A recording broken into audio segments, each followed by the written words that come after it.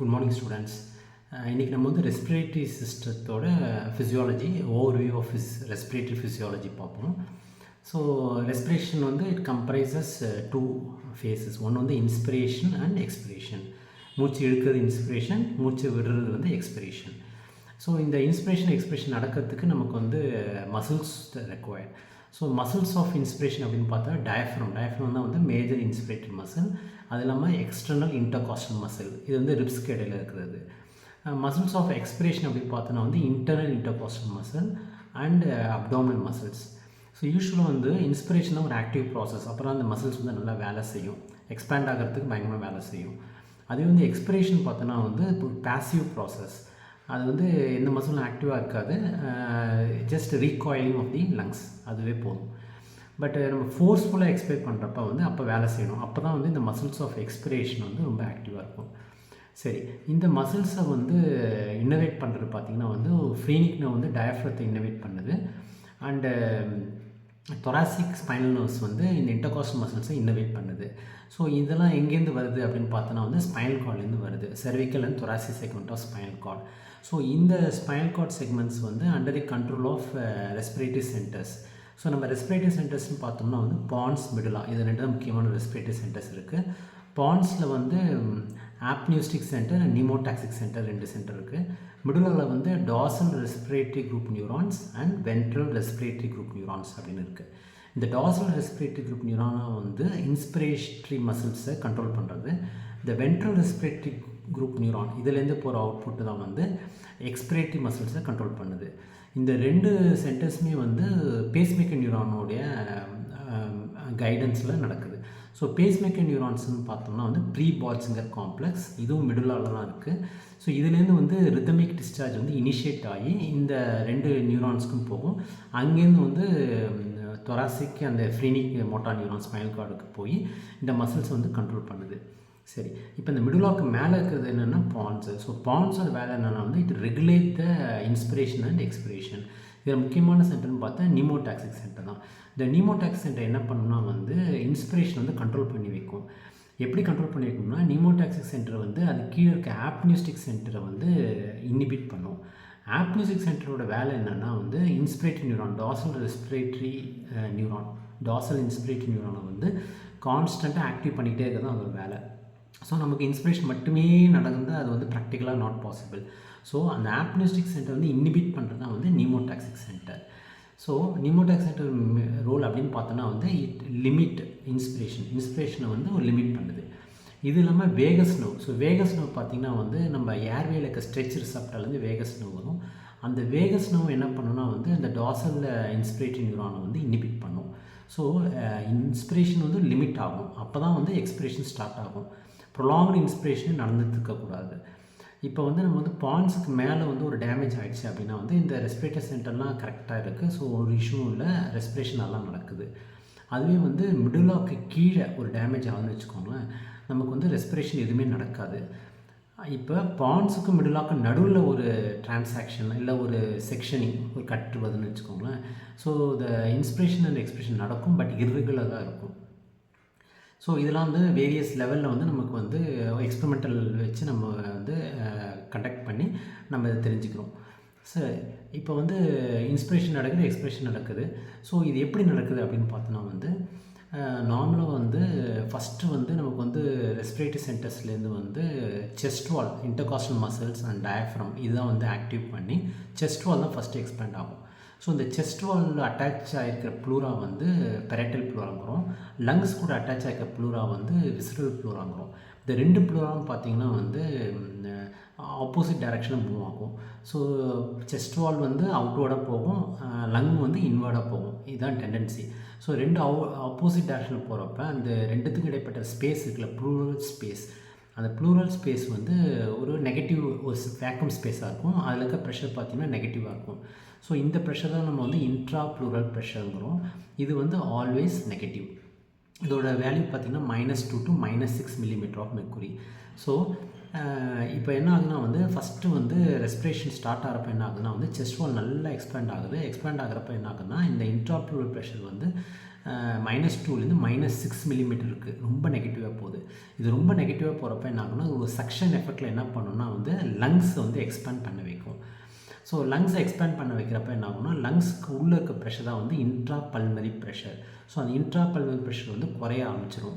Atmospheric ப்ரெஷரை விட குறைய ஆரம்பிச்சிடும். அப்படி குறைய ஆரம்பித்தா என்ன ஆகுதுன்னா வந்து ஏர் வந்து அட்மாஸ்பியர்லேருந்து லங்ஸ்க்குள்ளே போகும். ஸோ ஏர் வந்து ஜஸ்ட் புல்டு இன், ஓகேங்களா, உள்ளே இழுக்கப்படுது. ஸோ இதுக்கு என்ன ரீசன்னா வந்து லங்ஸில் வந்து ப்ரெஷர் குறையுது. ஸோ லங்ஸில் ப்ரெஷர் குறையிறப்போ வந்து ஏர் உள்ளே வந்துடுது. ஏர் உள்ளே வந்த உடனே ஆல்வியோலை வந்து இன்ஃப்ளேஷன் நடக்குது. இதுதான் வந்து மெக்கானிக்ஸு. ஸோ ஃபஸ்ட்டு செஸ்ட் வால் எக்ஸ்பேண்ட் ஆகுது, இன்ட்ராப்ளூரல் ப்ரெஷர் ரொம்ப நெகட்டிவாக போகுது, அப்புறம் இன்ட்ரா பல்மரி ப்ரெஷர் ரொம்ப குறையுது, அப்புறம் ஏர் உள்ளே வருது, வந்த உடனே ஆல்வியோலை வந்து இன்ஃப்ளேட் ஆகுது. அப்படியே ரிவர்ஸ் வந்து எக்ஸ்பிரேஷனில் நடக்கும். ஸோ ரிவர்ஸ் வந்து என்ன ஆகுனா வந்து இன்ட்ரா பல்மரி ப்ரெஷர் வந்து பாசிட்டிவாக போகும், உள்ளக்கு ஏர் வெளியில் போகும், இந்த செஸ்ட் வால் வந்து சுருங்க ஆரம்பிச்சிடும், அந்த இன்ட்ராப்ளூரல் ப்ரெஷர் வந்து லெஸ் நெகட்டிவாக போயிடும். ஸோங்களா, ஸோ -6லேருந்து -2க்கு வந்துடும். ஸோ இதெல்லாம் தான் வந்து மெக்கானிக்ஸ் ஆஃப் ரெஸ்பிரேஷன் அப்படிங்கிறோம். இப்போ இங்கே நம்ம 2 ப்ரெஷர் பார்க்குறோம். ஒன்று வந்து இன்ட்ரா ப்ளூரல் ப்ரெஷர், இன்னொன்று வந்து இன்ட்ரா பல்மரி ப்ரெஷர். இதுக்கு ரெண்டுத்துக்கும் உள்ள டிஃப்ரென்ஸ்னால் வந்து நம்ம வந்து ட்ரான்ஸ் பல்மரி ப்ரெஷர் அப்படிங்கிறோம். So for every 1 centimetre change இந்த ட்ரான்ஸ் பல்மரி ப்ரெஷர் எவ்வளோ வால்யூம் சேஞ்ச் ஆகுது அப்படிங்கிறது சொல்கிற விஷயம் தான் வந்து காம்ப்ளைன்ஸ். ஸோ காம்ப்ளைன்ஸுங்கிறது என்னென்னா வந்து அது கம்ப்ளைன்ஸ் அப்படிங்கிறது என்னென்னா வந்து expansibility of the lung, which is given by the formula delta V by delta P. Delta V is change in the volume, delta P is change in the transpulmonary pressure. What is transpulmonary pressure? It is a difference between the intrapulmonary pressure and intrapleural pressure. Okay, இப்போ compliance of lung value அப்படின்னு கேட்டால் both the lungs பார்த்தீங்கன்னா வந்து 200 ml per centimeter of water. So for 1 centimeter of water change in transpulmonary pressure, 200 ml volume will be changed in both the lungs. அப்போ ஒரு லங்கில் 100 ml, இன்னொரு லங்கில் 100 ml அப்படின்னு எடுத்துக்கணும். சரி, இப்போ இந்த எக்ஸ்பான்ஷன் நடக்கிறதுக்கு ரொம்ப முக்கியமான ஒரு விஷயம் என்னென்னா வந்து சர்ஃபாக்டன்ட் அண்ட் சர்ஃபேஸ் டென்ஷன் அப்படிங்கிற ஒரு கான்செப்ட். ஸோ சர்ஃபேஸ் டென்ஷனாக என்னென்னா வந்து ஒரு இடத்துல வந்து ஏரும் வாட்டரும் மீட் பண்ணுற இடத்துல பார்த்திங்கன்னா வந்து அந்த வாட்டர் மாலிகுல் பார்த்திங்கன்னா வந்து சர்ஃபேஸில் இருக்க வாட்டர் மாலிகுல் வந்து ஒரு ஸ்டேட் ஆஃப் டென்ஷனில் இருக்கும்.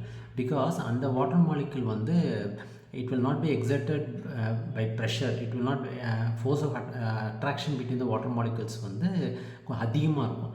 அதுவே வந்து அந்த வாட்டர் கீழே இருக்க வாட்டர் மாலிகுலில் பார்த்திங்கன்னா வந்து அந்த attraction between the water molecules வந்து ரொம்ப ஈக்குவலாக இருக்கும். வேறு சர்ஃபேஸில் இருக்க வாட்டர் மாலிகுல் பார்த்திங்கன்னா வந்து இந்த ஸ்டேட் ஆஃப் டென்ஷன் இருக்கும். இது எப்படி ஒரு எக்ஸாம்பிள் சொன்னோம்னா ஒரு வாட்டர் எடுத்துக்கிறோம், ஒரு கிளாஸில் வாட்டர் எடுத்துக்கிறோம். அந்த வாட்டர் சர்ஃபேஸ் மேலே இருக்குது ஏர் போர்ஷனு, அப்புறம் வாட்டர் போர்ஷன் இருக்குது. இந்த ரெண்டுத்துக்கும் ஜாயின் பண்ணுற இடம் தான் வந்து ஏர் வாட்டர் இன்டர்ஃபேஸ் அப்படிங்கிறோம்.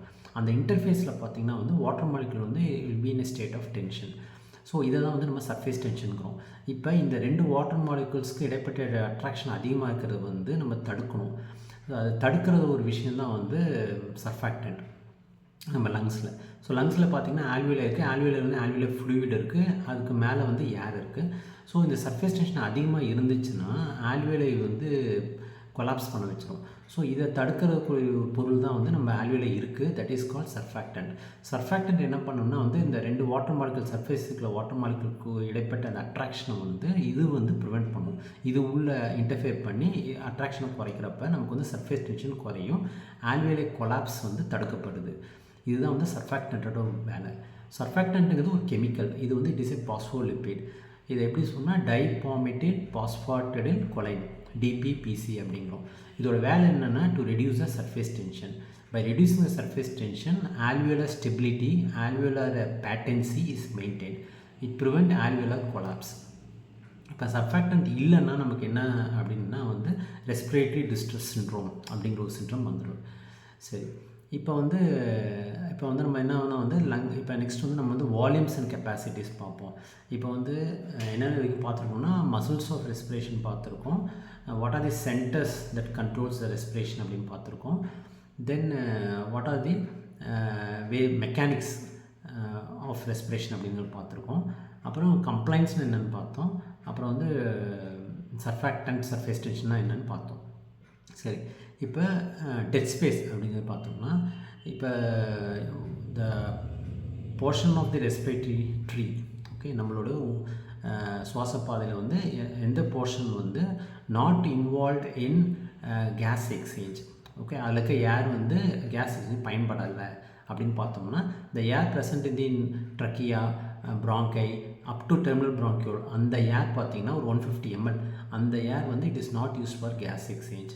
வேரஸ் இந்த டெர்மினல் இது ரெஸ்பிரேட்டரி ப்ராங்கியோல்ங்கிறோம்ல, ஆல்வியோலை டக்ட்ஸ் அப்படிங்கிற அந்த ரெஸ்பிரேட்டரி ப்ராங்கியோல் இருக்க ஏர் பார்த்திங்கன்னா it is used for gas exchange.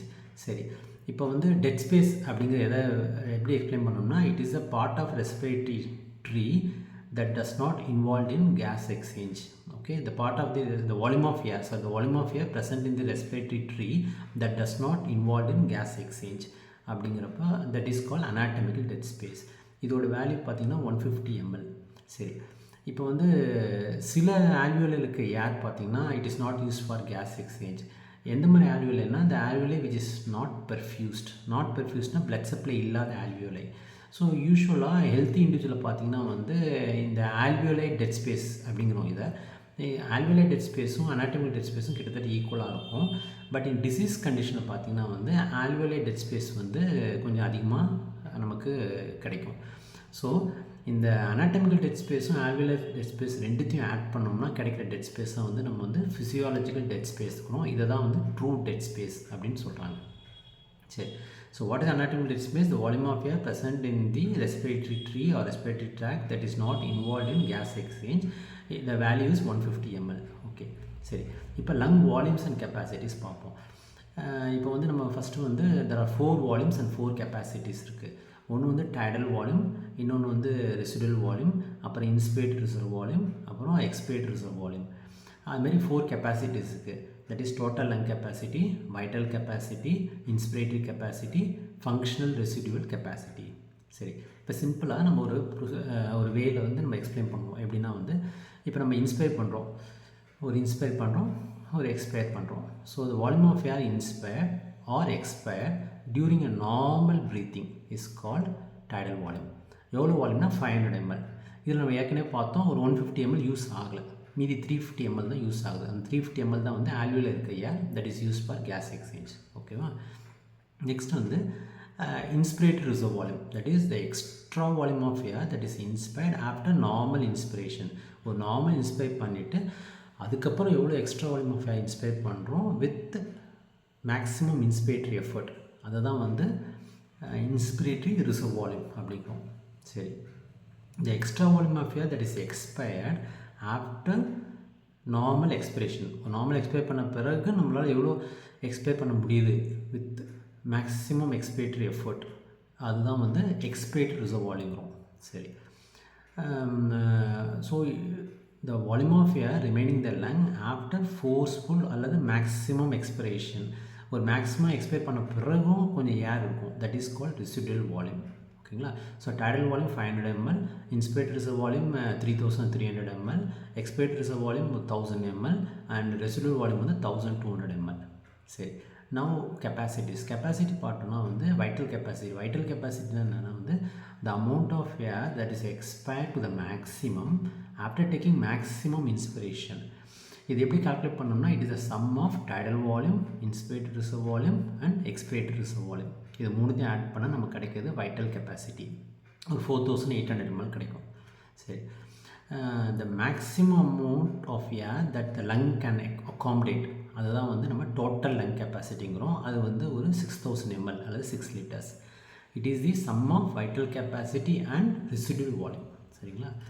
Next வந்து functional residual capacity, that is amount of air remaining the lung at the normal expiration. ஒரு நார்மல் எக்ஸ்பயர் பண்ண பிறகு எவ்வளோ volume of air remaining in the lung, அதான் வந்து functional residual capacity. It is a sum of residual volume and expiratory reserve volume. சரிங்களா? இதெல்லாம் தான் முக்கியமான கெப்பாசிட்டிஸ். இது இல்லாமல் இன்னொரு இன்ஸ்பிரேட்டரி கெப்பாசிட்டி இருக்குது, that is a maximum amount of air that can be inspired. It is a sum of tidal volume and inspiratory reserve volume, அதுதான் inspiratory கெப்பாசிட்டிங்கிறோம். ஸோ டோட்டலாக 4 வால்யூம்ஸ் அண்ட் 4 கெப்பாசிட்டி. இப்போ ஸ்பைரோமீட்டர் விட்டு measure பண்ணுறப்ப residual volume நம்மளால் calculate பண்ண முடியாது. Residual volume calculate பண்ண முடியாததுனால நம்மளால் வந்து ஃபங்க்ஷனல் ரெசிடுவல் கெப்பாசிட்டியை கால்குலேட் பண்ண முடியாது. அதனால் நம்மளால் வந்து டோட்டல் லங் கெப்பாசிட்டி கால்குலேட் பண்ண முடியாது. இதை வந்து ஸ்பைரோமீட்டரோட லிமிட்டேஷன் அப்படின்னு நம்ம தெரிஞ்சுக்கணும். சரி, இப்போ நம்ம வால்யூம்ஸ் அண்ட் கெப்பாசிட்டிஸ் முடிச்சிட்டோம். இப்போ லங்கு வந்து ஏர் வந்து இன்ஹேல் பண்ணுது.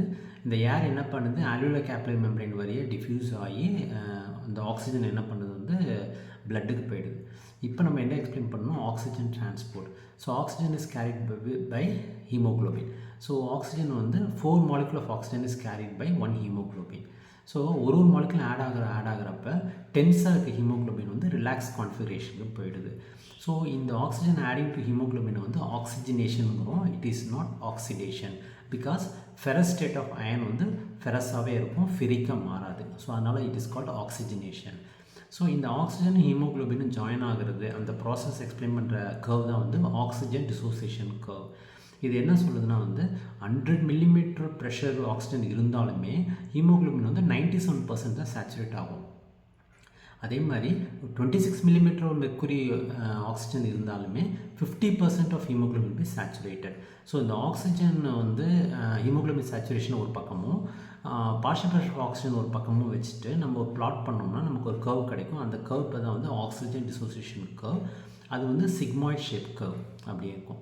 சரி, இப்போ இந்த கர்வ் வந்து ரைட்டில் ஷிஃப்ட் ஆனால் இட் இஸ் டெல்லிங் தட் ஆக்சிஜனுக்கு ஹீமோக்ளோபினுக்கு உள்ள அஃபினிட்டி குறைஞ்சிருக்கு. அப்படின்னா ஒரு 70-80 millimeter பார்ஷியல் ப்ரெஷர் ஆஃப் ஆக்சிஜனில் கூட ஆக்சிஜன் ஹீமோக்ளோபின் சேச்சுரேஷன் பார்த்தா 50% இருக்குது. 26 millimeter நடக்க வேண்டியது நம்ம வந்து 80-90 millimeter கொடுத்தா தான் வந்து நடக்குது. அப்படிங்கிறப்ப ஆக்சிஜனுக்கு ஹீமோக்ளோபினுக்கு உள்ள அஃபினிட்டி குறைஞ்சிருக்கு. அப்படி குறைஞ்சிருந்தால் ஆக்சிஜன் டெலிவரி அன்லோடிங் வந்து நல்லா நடக்கும். அன்லோடிங் ஆஃப் ஆக்சிஜன் வந்து நல்லா நடக்கும். ஸோ இது வந்து ஃபேவரபிள் ஷிஃப்ட் தான். இது என்ன மாதிரி கண்டிஷனில் ரைட் ஷிஃப்ட் நடக்குது அப்படின்னு பார்த்தோன்னா வந்து அசிடோசிஸ், pH வந்து குறையிறப்ப, increase in H+ ion, exercise, high altitude, increase in 2,3 diphosphoglycerate இதெல்லாம் நடக்கிறப்ப ஆக்சிஜனுக்கு ஹீமோக்ளோபினுக்குள்ள அஃபினிட்டி குறையுது. ஸோ இது வந்து shift of the curve to the right side. இதுவே லெஃப்ட் சைட்னா ஒரு 26 millimeter ப்ரெஷரில் வந்து ஒரு 90-80% ஹீமோக்ளோபின் சேச்சுரேட் ஆகுது, அந்த மாதிரி பிக்சர் கொடுக்கும். அப்படி பார்த்தோம்னா ஆக்சிஜனுக்கு ஹீமோக்ளோபினுக்குள்ள அஃபினிட்டி வந்து ரொம்ப அதிகமாக இருக்குது. ஸோ இப்படி அதிகமாக இருந்தால் அன்லோடிங் ஆஃப் ஆக்சிஜன் வந்து கொஞ்சம் கம்மியாக இருக்கும், நமக்கு டெலிவரி கம்மியாக இருக்கும். இது என்ன மாதிரி கண்டிஷன் நடக்குதுன்னா வந்து அல்கலோசிஸ், அசிடோஸ்க்கு ஆப்போசிட் அல்கலோசிஸில் வரும். Foetal haemoglobin. So foetal haemoglobin பார்த்திங்கன்னா வந்து ஆக்சிஜனும் ஹீமோக்ளோபின் அஃபினிட்டி ரொம்ப அதிகமாக இருக்கும். ஸோ இதெல்லாம் வந்து shift of the curve to the left side. So right ஷிஃப்ட்னா decrease in affinity between oxygen and haemoglobin favouring unloading. Left ஷிஃப்ட்னா increase in affinity between oxygen and haemoglobin and favouring less unloading. Okay, it is favouring. So வந்து unloading வந்து லெஸ்ஸாக இருக்கும். சரி, so இதுதான் oxygen dissociation curve. Next வந்து carbon dioxide transport. So carbon dioxide transport பார்த்திங்கன்னா வந்து அதை எக்ஸ்பிளைன் பண்ணுறதா வந்து குளோரைட் ஷிஃப்டிங் ஒரு phenomena. So carbon di oxide வந்து டிஷ்யூவில் வந்து ரிலீஸ் ஆகும், இது வீனஸ் பிளட்டில் ரிலீஸ் ஆகும். இந்த கார்பன் டை ஆக்சைடு வந்து ஆர்பிசிக்குள்ளே நுழைஞ்சு கார்பனிக் ஆசிடாக மாறி H+ பைகார்பனேட்டாக பிரிஞ்சிடும் with enzyme carbonic anhydrase. நான் இந்த பைகார்பனேட் ஃபார்ம்டு இந்த ஆர்பிசி என்ன ஆகுனா வந்து ஆர்பிசி விட்டு வெளியில் வரும் for exchange chloride. So chloride வந்து வீனஸ் பிளட்டில் அதிகமாக இருக்கும், அது உள்ளே போயிடும், பைகார்பனேட் வெளியில் வரும். ஸோ ஆனியானோடைய அந்த கான்சன்ட்ரேஷன் மெயின்டைன் பண்ணுறதுக்காக இந்த ப்ராசஸ் நடக்குது. இதான் வந்து குளோரைட் ஷிஃப்ட் அப்படிங்கிறோம். ஸோ இந்த பைகார்பனேட் பிளட்டில் வந்து பைகார்பனேட் என்ன ஆகும்னா இந்த பிளட் வந்து it will be reaching the lungs. So லங்ஸுக்கு போனால் என்ன பண்ணணும்னா இந்த பைகார்பனேட் என்ன பண்ணணும்னா வந்து ஆர்பிசிக்குள்ளே திரும்பி போகும். அப்போ குளோரைடு வந்து ஆர்பிசி விட்டு வெளியில் வரும். அங்கே என்ன ஆகுதுன்னா பைகார்பனேட் வந்து combines with H+ ion. H+ ion வந்து ஹீமோக்ளோபின் அட்டாச் ஆகிருக்கும். அந்த H+ அயன் வந்து ரிமூவ் பண்ணி அந்த H+ அயன் கூட வந்து இந்த பைகார்பனேட் ஃபார்ம் ஆகி கார்பானிக் ஆசிட் H2CO2 ஃபார்ம் ஆகும். அந்த CO2 ஆர்பிசிலேருந்து ரிலீஸ் ஆகி லங்ஸில் ரிலீஸ் ஆகிடும். சரிங்களா? ஸோ இங்கே வந்து டிஷ்யூவில் வந்து கார்பன் டை ஆக்சைடு வந்து ஆர்பிஸ்குள்ளே நுழையுது, லங்ஸில் வந்து ஆக்சிஜன் வந்து ஆர்பிஸ்குள்ளே நுழையும். ஆக்சிஜன் ஆர்பிஸ்குள்ளே நுழையிறதுனால தான் வந்து ஹீமோக்ளோபின்லேருந்து H+ அயன் பிரிஞ்சு அந்த H+ வந்து பைகார்பனேட் கூட சேர்ந்து இந்த ப்ராசஸ் நடக்குது. ஸோ லோடிங் ஆஃப் ஆக்சிஜன் லங்ஸில் causes unloading of carbon dioxide. இதை தான் வந்து ஹால்டேன் எஃபெக்ட் அப்படிங்கிறோம். ஸோ ஹால்டேன் எஃபெக்ட்னா loading of oxygen causes unloading of carbon dioxide. சரி, இப்போ வந்து டிஷ்யூ லெவலில் குளோரைடு வந்து உள்ளே போகுது, லங்ஸில் வந்து குளோரைடு வந்து உள்ளேருந்து வெளியில் வருது. ஸோ இங்கே டிஷ்யூவில் நடக்கிறது குளோரைட் ஷிஃப்ட் அப்படிங்கிறோம், லங்ஸில் நடக்கிறது வந்து ரிவர்சல் ஆஃப் குளோரைட் ஷிஃப்ட் அப்படின்னு சொல்கிறோம். ஸோ இந்த குளோரைட் ஷிஃப்ட்டை நம்ம என்னென்னு ஓவராலாக சொன்னோம்னா it is the hamburger phenomena அப்படின்னு சொல்கிறோம். சரி, இது இல்லாமல் வந்து வாட் இஸ் ஹைபாக்சியா? ஹைபாக்சியா வந்து low oxygen level in the tissues. இதுக்கு என்னென்ன ரீசனாக இருக்கலாம் வந்து நம்ம இன்ஹேல் பண்ணுற ஆக்சிஜன் வந்து அட்மாஸ்ஃபியரில் கம்மியாக இருக்கலாம், அதனால் டிஷ்யூக்கு ஆக்சிஜன் கம்மியாக கிடைக்குது. அப்படிங்கிறப்ப அது வந்து ஹைபாக்சியா அப்படிங்கிறோம். இல்லைன்னா லங்ஸ் சரியாக வேலை செய்யலை, அதனால் வந்து ஆக்சிஜன் வந்து பிளட்டுக்குள்ளே கம்மியாக கிடைக்குது. ஸோ ஒன்று ஹை ஆல்டிடியூட் ஆக்சிஜன் கம்மியாக இருக்கிறது, இல்லை லங் டிசீசஸ், இதில் வர ஹைபாக்சியா வந்து ஹைபாக்சியா அப்படின்னு சொல்கிறோம். நெக்ஸ்ட்டு வந்து ஆக்சிஜன் உள்ளே நுழையுது, ஆனால் வந்து ஹீமோக்ளோபின் கம்மியாக இருக்குது, அதனால் டிஷ்யூக்கு ஆக்சிஜன் கிடைக்கல அப்படின்னா வந்து அது வந்து அனிமிக் ஹைபாக்சியா அப்படிங்கிறோம். நெக்ஸ்ட் வந்து அந்த அனிமிக் ஹைபாக்சியா வந்து நம்ம கிரியேட்டும் பண்ணலாம். கார்பன் மோனாக்சைடு பாய்சனில் என்ன ஆகுனா வந்து கார்பன் மோனாக்சைடு போய் ஹீமோக்ளோபின் கூட போய் சேர்றதுனால ஹீமோக்ளோபின் அவைலபிலிட்டி கம்மியாக இருக்கும். So anaemic hypoxia can occur in carbon monoxide poisoning also. அடுத்தது வந்து பிளட் ஃப்ளோ கம்மியாக இருக்குது, ரொம்ப ஸ்லோவாக போகிறப்ப என்ன ஆகுனா வந்து நம்ம டீஆக்சினேட்டட் பிளட் தான் வந்து ரீச் ஆகும் டிஷ்யூக்கு, அது வந்து ஸ்டாக்னன்ட் ஹைபாக்சியா அப்படிங்கிறோம். இது வந்து சர்க்குலேட்டரி ஃபெயிலியர் ஷாக்கில் நடக்கும். சரி, இது எல்லாமே ஓகே தான். டிஷ்யூவால் ஆக்சிஜனை எடுத்துக்க முடியல, டிஷ்யூ வந்து பாய்சன் ஆகிருக்கு, சயனைட் பாய்சனிங், அப்படி ஒரு ஹைபாக்சியா வந்து ஹிஸ்டோடாக்சிக் ஹைபாக்சியாங்கிறோம். So hypoxic hypoxia, anaemic hypoxia, stagnant hypoxia and histotoxic hypoxia அப்படிங்கிறோம். நெக்ஸ்ட் வந்து லங் வந்து எப்படி வந்து ஆசிடை ரெகுலேட் பண்ணுது, அப்படின்னு பார்த்தோம்னா வந்து by excreting volatile acid. Volatile ஆசிட்ங்கிறது carbonic acid. So carbonic acid is made up of H2CO3 தான் வந்து it is made up of H2O and CO2. So H2CO3 மூலயமா H+ அயன் வந்து ரெகுலேட் பண்ணுது. ஸோ நம்ம பாடியில் H+ அயன் அதிகமாக ஆயிடுச்சுன்னா லங் வந்து அதிகமாக வென்டிலேஷன் பண்ணும். அதிகமாக வென்டிலேஷன் பண்ணுறப்ப கார்பன் டை ஆக்சைடு அதிகமாக வந்து வெளியில் தள்ளிடும். கார்பன் டை அதிகமாக தள்ளிச்சுன்னா கார்பானிக் ஆசிடோட லெவல் குறைஞ்சிரும். So thereby it regulate the acid level in the blood. So H+ அதிகமான உடனே பிளட்டில் இருக்க பைகார்பனேட் வந்து ரியாக்ட் பண்ணும். ஃபஸ்ட்டு பஃபர் அப்படிங்கிறோம். அதுக்கு அடுத்த பஃபர் பார்த்தோன்னா வந்து இந்த லங்ஸு. ஸோ லங்ஸ் என்ன பண்ணணும்னா ஹைப்பர் வென்டிலேட் பண்ணி நமக்கு வந்து H+ அயனை வெளியே எலிமினேட் பண்ணும். எக்ஸாம்பிள் பார்த்திங்கன்னா வந்து கீட்டோ அசிடோசிஸ். ஸோ டயபெட்டிக்கில் வந்து கீட்டோ ஆசிட்ஸ் அதிகமாக செக்ரெட் ஆகும். ஸோ அதை வந்து எலிமினேட் பண்ணுறதுக்கு லங்கில் வந்து அதிகமான ப்ரீத்திங் ஹைப்பர் வென்டிலேஷன் நடக்கும். இதுதான் வந்து நம்ம வந்து கஸ்மால் ப்ரீத்திங் அப்படிங்கிறோம். இப்போ லங்னாலையும் முடியலன்னா அடுத்து கிட்னி வந்து இந்த ஆசிடை வந்து ரெகுலேட் பண்ணும். ஓகேங்களா? ஸோ ஓவர்வியூவாக பார்த்தோம்னா நம்ம என்னென்ன பார்த்தோம்னா மசில்ஸ் ஆஃப் ரெஸ்பிரேஷன் பார்த்தோம், மெக்கானிக்ஸ் எப்படி வேலை செய்யுது அப்படின்னு பார்த்தோம், என்னென்ன சென்டர்ஸ் ரெஸ்பிரேட்டரி சென்டர்ஸ் இருக்குது அப்படின்னு பார்த்தோம், கம்ப்ளைண்ட்ஸ்னால் என்ன, டெட் ஸ்பேஸ்னால் என்ன, ஆக்சிஜன் எப்படி டிரான்ஸ்போர்ட் ஆகுது, கார்பன் டை ஆக்சைடு எப்படி டிரான்ஸ்போர்ட் ஆகுது, அப்புறம் வந்து ஆசிட் எப்படி ரெகுலேட் பண்ணுது அப்படின்னு பார்த்தோம். இப்போ ரெகுலேஷன் ஆஃப் ரெஸ்பிரேஷன் என்னென்னா நம்ம வந்து ஃபஸ்ட்டு சென்டர்ஸ் ஆல்ரெடி பார்த்துட்டோம், மிடில்லா பான்ஸ் இதெல்லாம் பார்த்துருக்கோம். இதில் வந்து கெமிக்கல் ரெகுலேஷன் இருக்குது. இப்போ பிளட்டில் வந்து கெமிக்கல் அதிகமாகுதுன்னு வச்சுக்கோங்க. என்ன கெமிக்கல்னா oxygen and carbon dioxide தான். ஸோ ஆக்சிஜன் குறைஞ்சிச்சின்னா பெரிஃபரலில் இருக்க கீமோ ரிசெப்டார்ஸ் அது வந்து கரோட்டிட் பாடி அண்ட் அயோட்டிக் பாடியில் இருக்கிற குளோமஸ் செல் என்ன பண்ணுன்னா இந்த ஹைபாக்சியா வந்து சென்ஸ் பண்ணி அது வந்து ATP sensitive potassium channel close பண்ணி டீபோலரைசேஷன் ஆகி ஒரு நியூரோ டிரான்ஸ்மிட்டர் ரிலீஸ் பண்ணும், டோப்பமைன் ரிலீஸ் பண்ணும். அந்த டோப்பமைன் என்ன பண்ணுன்னா வந்து இந்த 9th and 10th நர்வ் வந்து ஆக்டிவேட் பண்ணி அதில் இருக்க ஆக்ஷன் பொட்டன்ஷியல் வழியாக வந்து ரெஸ்பிரேட்டரி சென்டரை வந்து ஆக்டிவேட் பண்ண வைக்கும். ஸோ ஹைபாக்சியா ஆக்டிவேட் த ரெஸ்பிரேஷன். இது வந்து பெரிஃபரல் கீமோ ரிசெப்டரோடைய வேலை. சென்ட்ரல் கீமோ ரிசெப்டர் பார்த்திங்கன்னா மிடிலா பக்கத்துலேயே இருக்கும். ஸோ இது வந்து it is sensitive to H+ ion இந்த CSF. ஸோ H+ அயன் எப்படி CSF அதிகமாகும்னா வந்து பிளட்டில் கார்பன் டை ஆக்சைடு அதிகமாகச்சுன்னா அந்த பிளட்டில் கார்பன் டை ஆக்சைடு என்ன பண்ணால் வந்து பிளட் பிரெயின் பேரியர் கிராஸ் பண்ணி carbon dioxide and water form ஆகும். அதுலேருந்து கார்பானிக் ஆசிட் கிடச்சி அது வந்து H+ டிசோஷியேட் ஆகி அந்த H+ என்ன ஆகுனா will stimulate the central chemo receptor. Central chemo receptor stimulate ஆச்சுன்னா it will stimulate the neighbouring respiratory centres. So peripheral chemo receptor, central chemo receptor இது ரெண்டும் ரெஸ்பிரேஷனை எப்படி ரெகுலேட் பண்ணுது பேஸ்ட் ஆன் தி கெமிக்கல்ஸ். அதுதான் வந்து கெமிக்கல் ரெகுலேஷன் அப்படிங்கிறோம். இதில் நான் கெமிக்கல் ரெகுலேஷனாக என்னென்னா வந்து சில ரிசப்டாஸ் இருக்குது பாடியில், ஸ்ட்ரெச் ரிசப்டாஸ் இருக்குது. நம்பர் 1 எதுனா வந்து ஏர்வேல் இருக்குது. நான் முன்னாடியே சொன்னபடி ஸ்ட்ரெச் ரிசப்டாஸ் வந்து இன்னோவேட்டிவ் பதி வேகஸ் நர்வ். அது வந்து ஸ்ட்ரெச் ஆகிறப்ப லங் வந்து ஓவர் இன்ஃப்ளேஷன் ஆகிறப்ப ரொம்ப ஆக்டிவ் ஆகி இந்த வேகஸ் நர்வ் வந்து will inhibit the respiratory centre. So இந்த ரிஃப்ளெக்ஸாக வந்து ஹெர்ரிங் ப்ரூவர் இன்ஃப்ளேஷன் ரிஃப்ளெக்ஸுங்கிறோம். இது வந்து ஓவர் இன்ஃப்ளேஷன் தடுக்கிறதுக்காக நடக்கக்கூடிய ரிஃப்ளெக்ஸ். ரெண்டாவது ஜே ரிசெப்டார்னு ஒன்று இருக்குது, ஆல்வியோலர் கேப்லரி மெம்பரைனில் இருக்குது. அந்த ஜே ரிசெப்டார் வந்து ஆல்வியோலர் கேப்லரி மெம்பரைன் வந்து ஃப்ளூயிட் கலெக்ட் ஆச்சுன்னா அது ஆக்டிவேட் ஆகி டாக்கிப்னியா வென்டிலேஷனை அதிகப்படுத்தும். அதுதான் J receptor. So J receptor discovered by the Indian physiologist Paintal அப்படிங்கிறவர் டிஸ்கவர் பண்ணார். அதனால் அது வந்து ஜே ரிசெப்டார்ஸோட ரோல். இது இல்லாமல் ஜாயிண்ட்லேருந்து வர ப்ரொப்ரியோ ரிசெப்டார்ஸ் என்ன பண்ணுன்னா வென்டிலேஷனை அதிகம் பண்ணும், ஆன்டிசிபேட்டிவாக அதிகப்படுத்தும். எக்ஸசைஸ்க்கு முன்னாடி நமக்கு வென்டிலேஷன் கொஞ்சம் அதிகமாகிறதுக்கு காரணம் வந்து இந்த proprioceptors. So proprioceptors, J receptors, stretch receptors, so இதெல்லாம் வந்து contributing to non chemical regulation of respiration. So regulation of respiration அப்படின்னு கேட்டால் நம்ம என்னென்ன எழுதணும்னா வந்து நியூரல் சென்டர்ஸ் எழுதணும், கெமிக்கல் ரெகுலேஷன் எழுதணும், நான் கெமிக்கல் ரெகுலேஷன் எழுதணும். அடுத்தது வந்து நம்ம வந்து ஹைபாக்சினா என்னென்னு எழுதணும், what are types of hypoxia நம்ம சொல்லியிருக்கோம்.